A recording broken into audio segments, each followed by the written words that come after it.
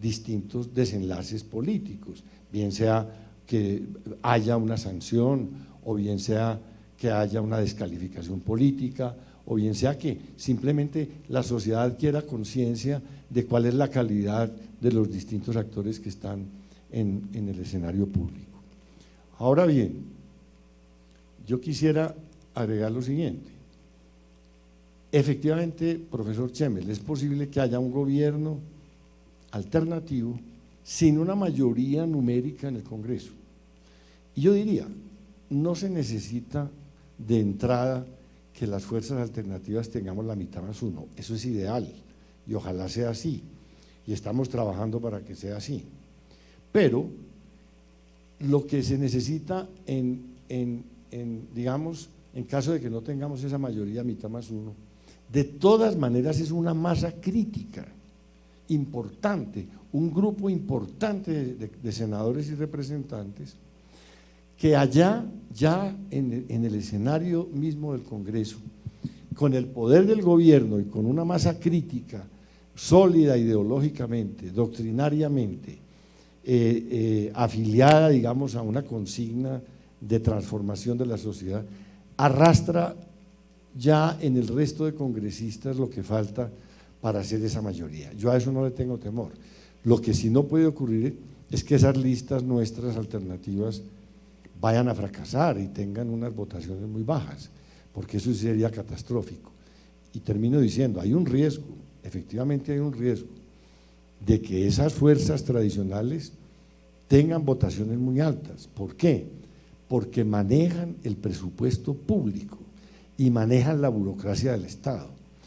Nada más, hace pocos meses, en la ley de reforma tributaria que se aprobó a finales del año pasado, metieron un mico de los que hablaba ahora Lirio, un mico absurdo que es absolutamente inconstitucional, pero que no va a alcanzar a caerse antes de elecciones, y es que tumbaron mediante una ley ordinaria unos artículos de una ley estatutaria, cosa que es improcedente, y también sin que tuviera una unidad de materia ese artículo con el contexto de la norma que se estaba aprobando, y es que tumbaron la ley de garantías. La ley de garantías era una ley que se había hecho cuando se instauró ese absurdo de la reelección presidencial y que prohibía que hubiera contratos interadministrativos, nación, departamentos, municipios, en determinado lapso de tiempo vecino a las elecciones, para evitar que esos presupuestos se utilizaran para hacer elecciones.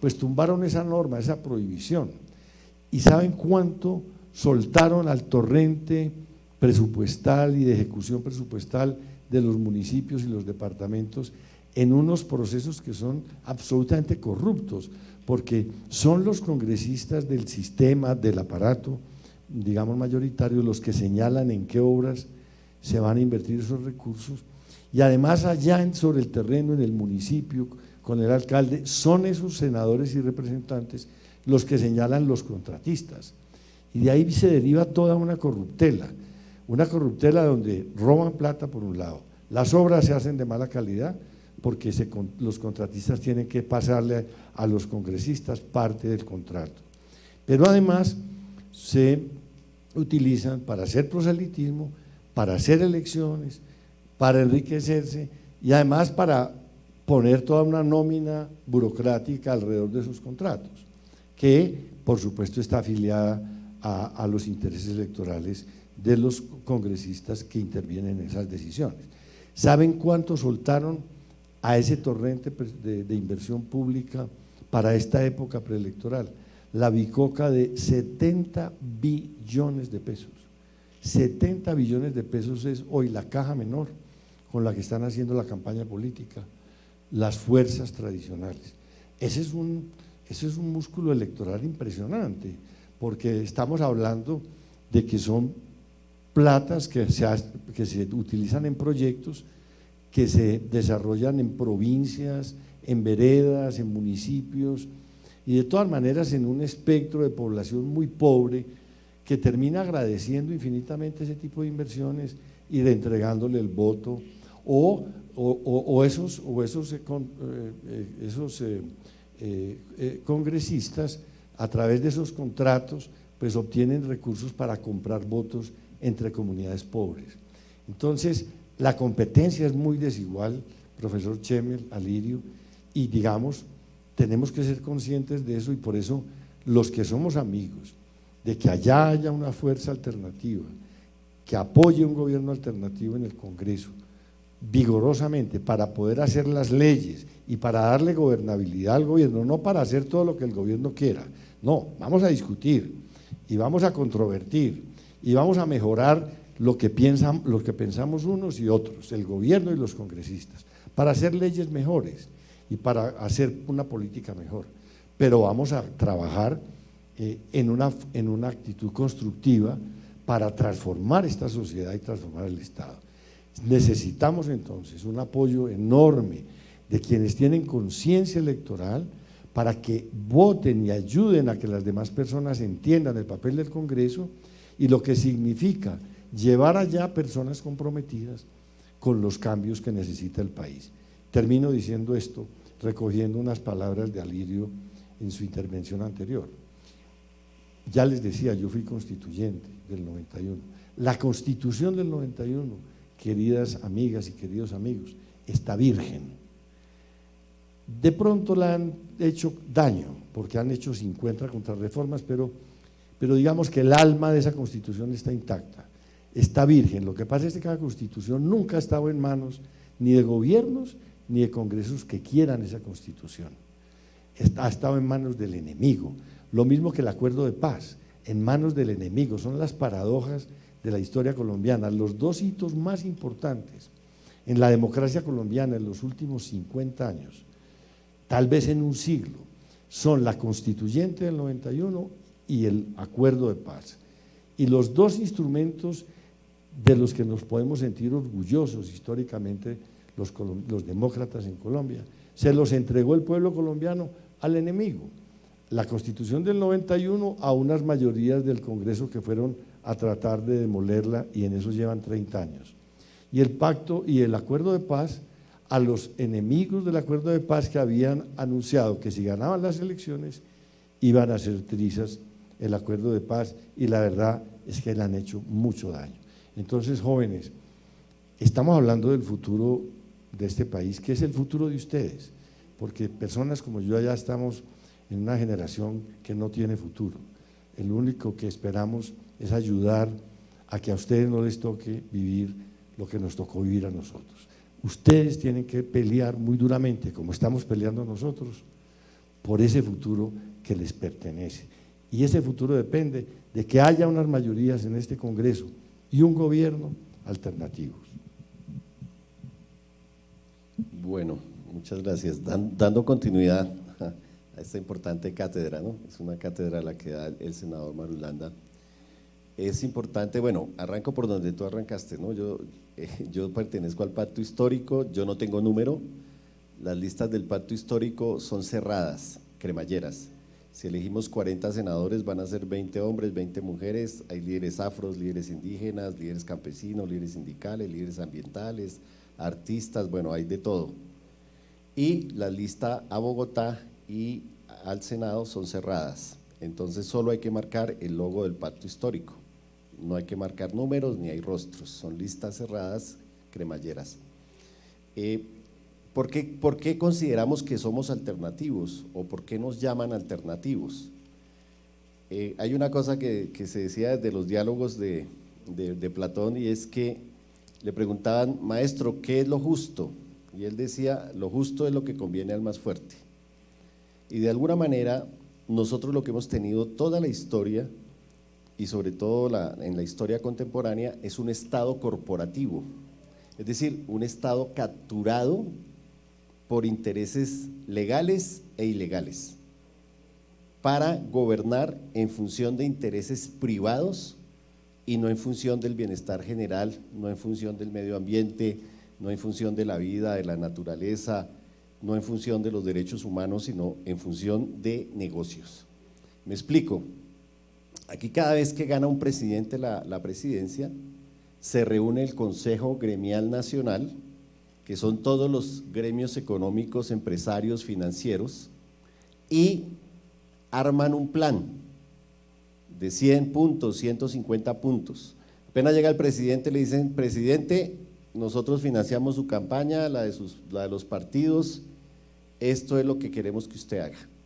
Si ustedes miran cuando arrancó Duque, por tiempo no lo puedo desarrollar, 10 de los ministros de Iván Duque, cuando empezó la presidencia, venían todos de los gremios, de los diferentes gremios.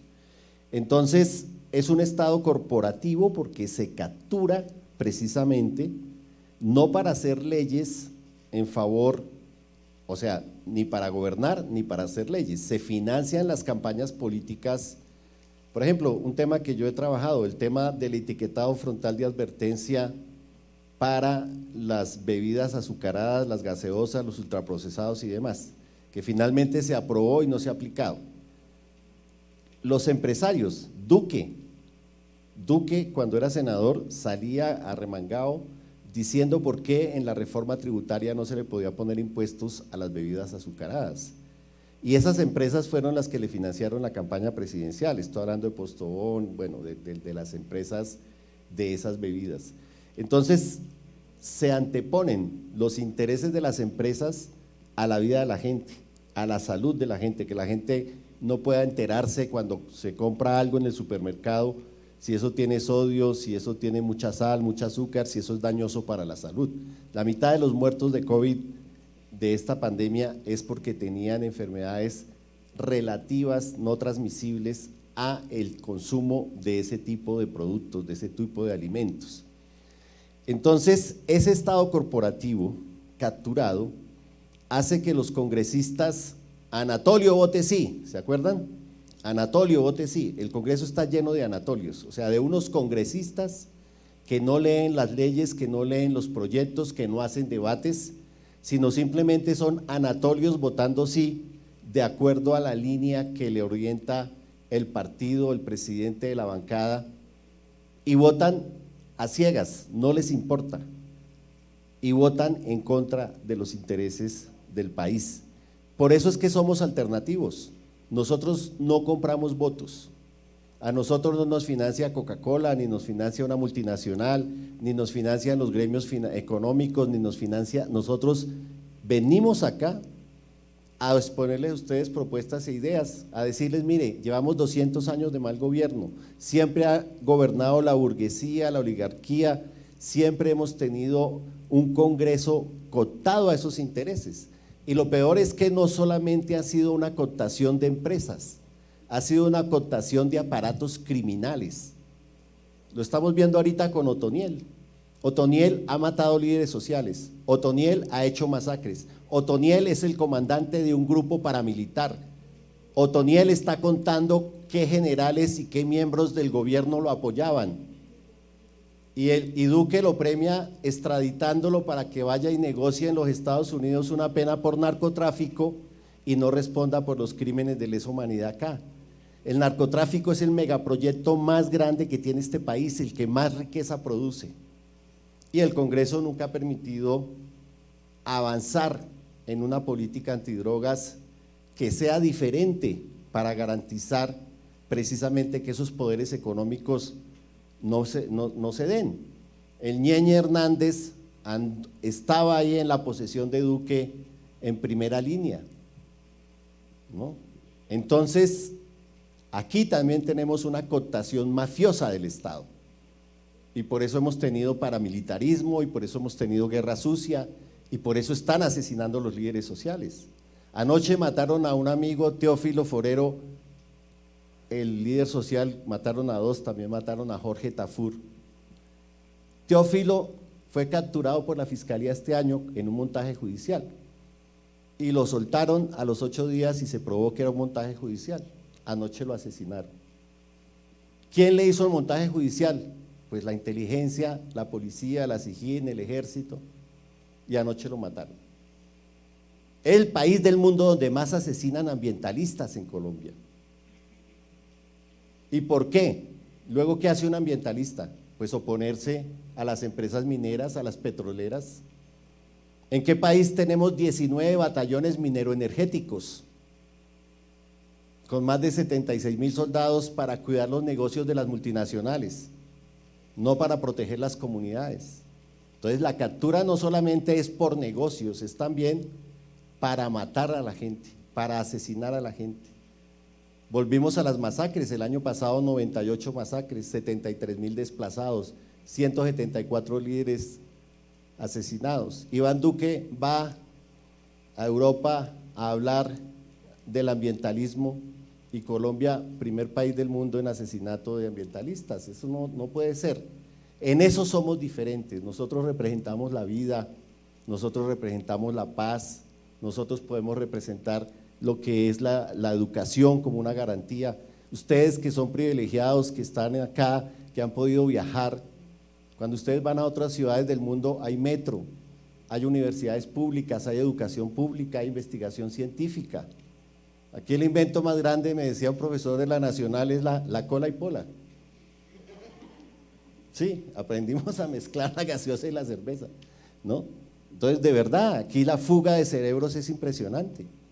Aquí no se hace ciencia, se hace muy poquita ciencia. No porque no haya capacidad, sino porque no se le pone política ni presupuesto a hacer ciencia.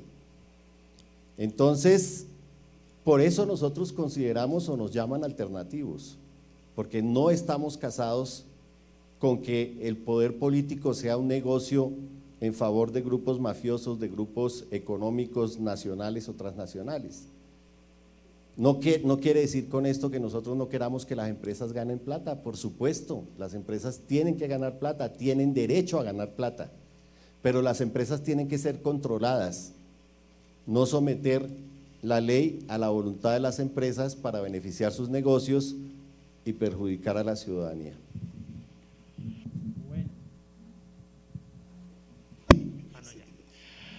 Con eso podemos entonces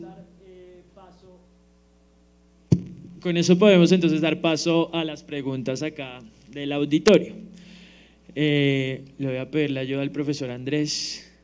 Y pues las personas que quieran hacer alguna pregunta, pues por favor alce la mano y le hacemos llegar el micrófono a quien va dirigida la pregunta y hace la pregunta.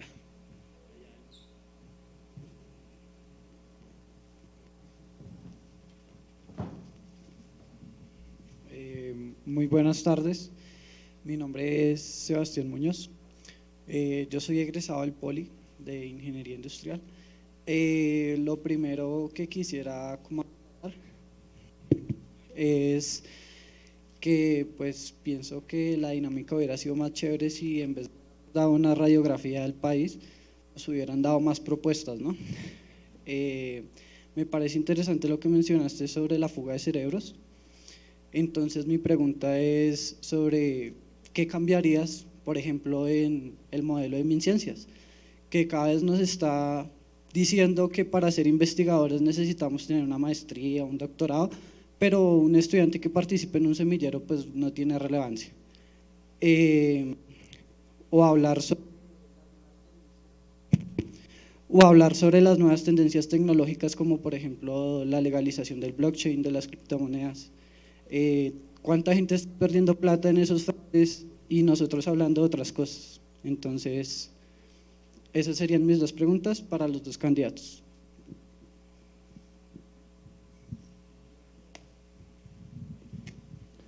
Sí, Sebastián. Sí, bueno, hemos intentado mostrar un panorama general que es importante, ¿no? Dentro de cada frase que hemos dicho, tanto Valirio como yo, se pueden desprender una cantidad de propuestas gigantescas. El tema de ciencia y tecnología. Lo primero que hay que decir es, aquí hay que cambiar el modelo económico.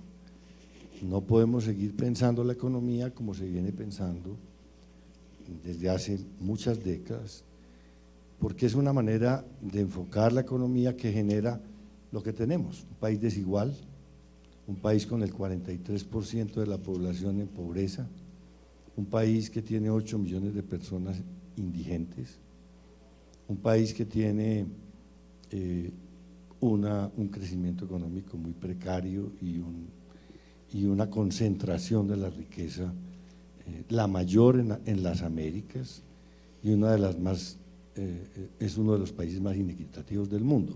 Digamos que esa es la demostración de que estamos en un modelo económico equivocado. Y entonces, ¿qué quiere decir cambiar el modelo económico?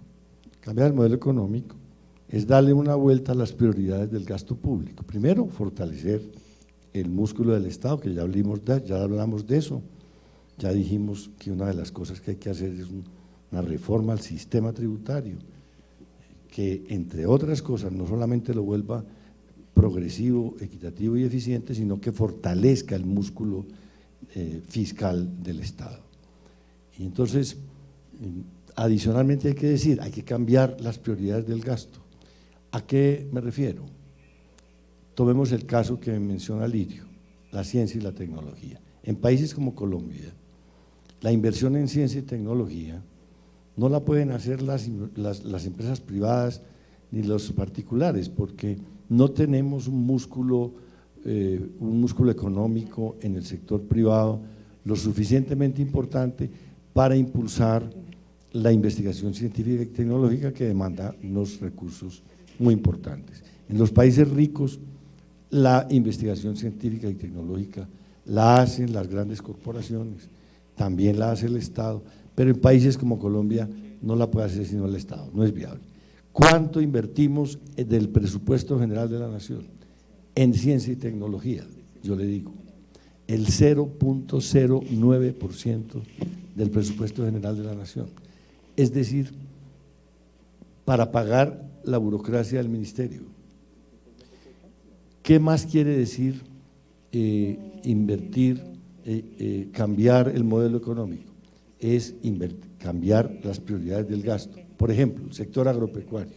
Todos decimos el sector agropecuario es fundamental en este país, este es un país campesino, es un país agropecuario. Vamos a ver cuánto invierte el Estado en el sector agropecuario. Invierte el 0.7% del presupuesto general de la Nación, 0.7%.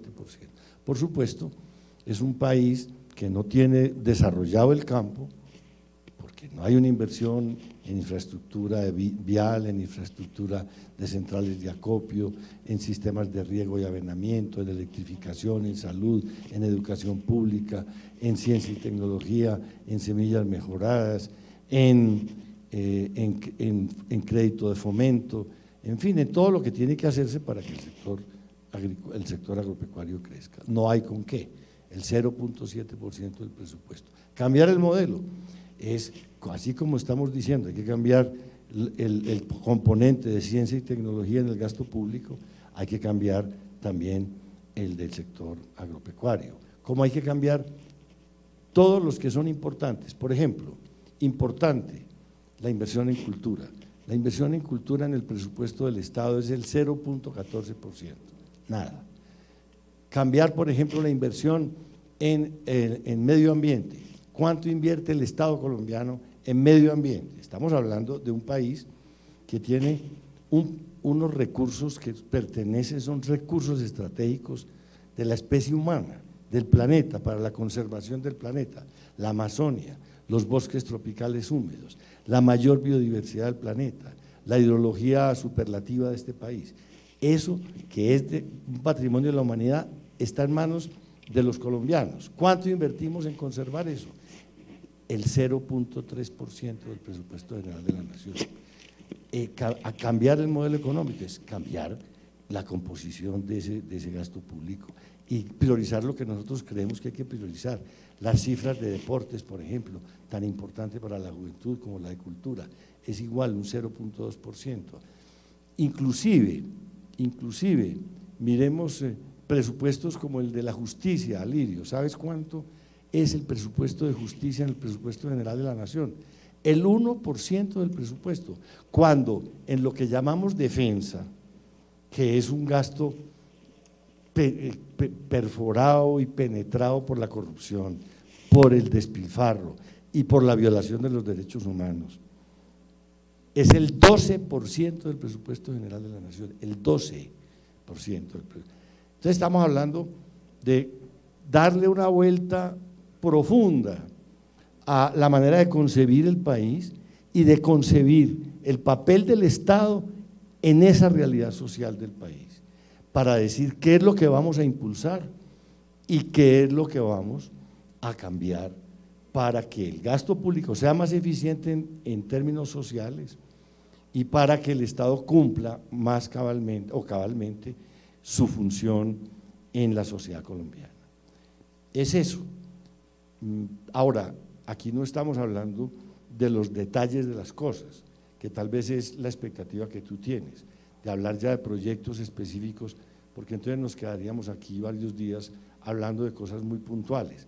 Aquí estamos hablando de cosas generales y me parece a mí que están planteados ya un acervo muy interesante de